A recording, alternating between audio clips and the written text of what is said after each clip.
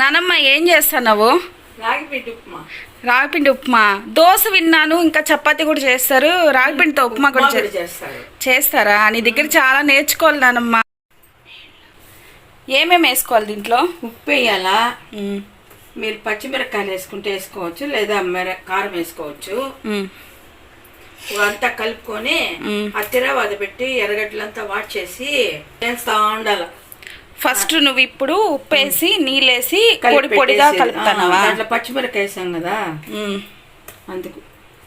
సరే, వేసుకునే వాళ్ళు మీ ఇష్టము. ఇలా పొడి పొడిగా కలుపుకోవాలి. ఉప్పు వేసుకొని వాటర్ కొంచెం కొంచెం పోసుకొని కలుపుకోండి. నీకెంత ఓపిక నానమ్మ, ఈ ఏజ్లో కూడా అన్నీ చేస్తావా? పెనం పెట్టుకో. వెలిగించేదా పెనమా? వెలిగించే ఎర్రగడ్డలు పడుస్తూ ఉండు. ఇలా అయితే పొడి పొడిగా కలుపుకోవాలి. సరే మీకు చూపిస్తాను. తడి తడిగా ఇలా కలుపుకుంటే సరిపోతుంది. ఇప్పుడైతే పెనం పెట్టుకున్నాను స్టవ్ మీద. నూనె పోయి ఆవాలు అన్ని తిరగబాత పెట్టాలా. నూనె చూడనానమ్మ, సార్లే మళ్ళీ వేసుకుంటాం కావాలంటే వేద్దు అంతా. సరే, చూసుకొని వేసుకోవచ్చు. కొంతమందికి ఎక్కువ కావాలంటారు, దీనికి అంతైనా నూనె లాగేస్తుంది. రెండు కలిపేస్తుందా చెట్లనైతే. ఇప్పుడు చూడు నీళ్ళు పట్టుకొని పోతాను. ఎక్కించు, వేసే అవి కూడా వాళ్ళ చెట్లు. అది కూడా చేస్తావు కదా నాన్న, గోధుమ రవ్వతో ఇడ్లీ. అది రవ్వ ఉంటే ఇచ్చి ఉంటున్నాం. ఈసారి తేలేదు, ఇంట్లో ఉండింది సరిపెడదాం అనుకున్నా.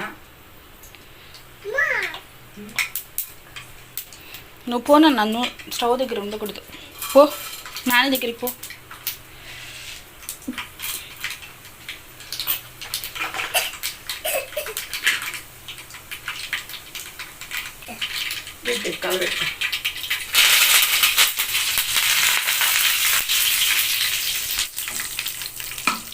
ఉల్లిపాయ 2 పచ్చిమిరపకాయలు కూడా కట్ చేసుకొని ఇందులో వేసేసుకుంటాను. నానమ్మ ఇప్పుడు నీకు ఏజ్ ఎంత? 70. ఇప్పుడైనా పనులు బాగా చేస్తావు, మేము చూడు చేసుకోలేకపోతున్నాం. ఇంకా చిట్టుకుంటూ నానమ్మ కంటే పనులు చేసి పెడతావు జేజికే. అది ఇప్పుడు తోస్తా ఉన్నింది అమ్మ, తోసేస్తాను, నాకేం తక్కువ. ఇంకా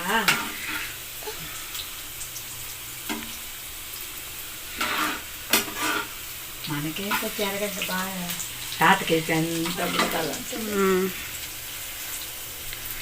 నువ్వు ఎక్కువ తాతకి ఇష్టమైనవే చేస్తావు కదా. ఇప్పుడు అన్నీ తినేది. తాతకి ఏమేమి ఇష్టం నానమ్మ?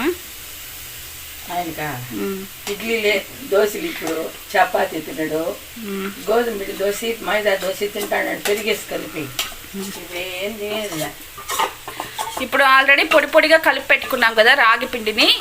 ఎర్రగడ్డ, ఆనియన్, ఇది పచ్చిమిర్చి వేగిపోయినాక ఇందులో వేసేసుకోవాలి. వేసుకొని ఇలా స్లో ఫ్లేమ్లోనే పెట్టుకొని కలుపుకోవాలి.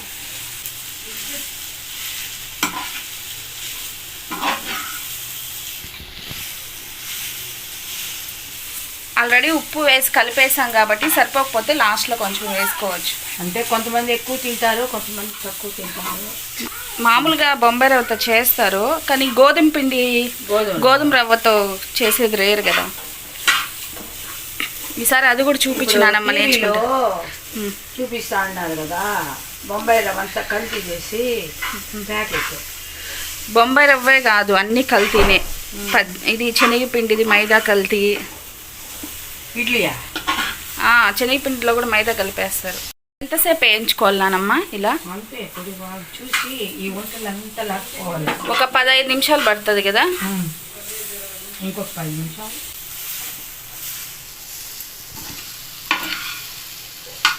ఎంత వేయించుకుంటే అంత బాగా తినడానికి కమ్మగా ఉంటుంది కదా. రాగి పిండితో పిట్టు కూడా చేస్తారు, బాగుంటుంది కదా నానమ్మ, బెల్లం వేసి. అది కూడా అదే ఆంటీ వాళ్ళకి పెట్టలా నువ్వా? మేము పెట్టాం. సిమ్మిల్ ముద్దలు, ఈ ఇది ఉందా ఉద్దిపిండి, అది పెడతాం. ముద్దలు నెయ్యి వేసి కలిపి అదే ఎక్కువ పెట్టేది. ఉంటలు లేకుండా పొడి పొడిగా చేసుకోవాలి. నూనె అయితే ఫస్ట్లో ఎక్కువ పోసేస్తాం ఫ్రెండ్స్, తీసేస్తాం చాలా వరకు.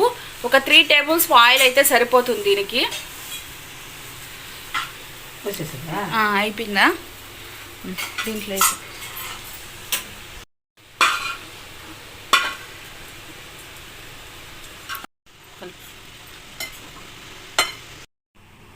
నానమ్మ చేసిన రాగిపిండి ఉప్మా టేస్ట్ చేద్దాం ఇప్పుడు. బాగా ఉడికింది, కరెక్ట్గా ఉంది ఉప్పు కారం అంతా. బాగుందా? ఎలా ఉందా ఆంటీ మీ మమ్మీ చేసిన రాగిపిండి ఉప్మా? అలవాటే కదా. అవునా? కొత్త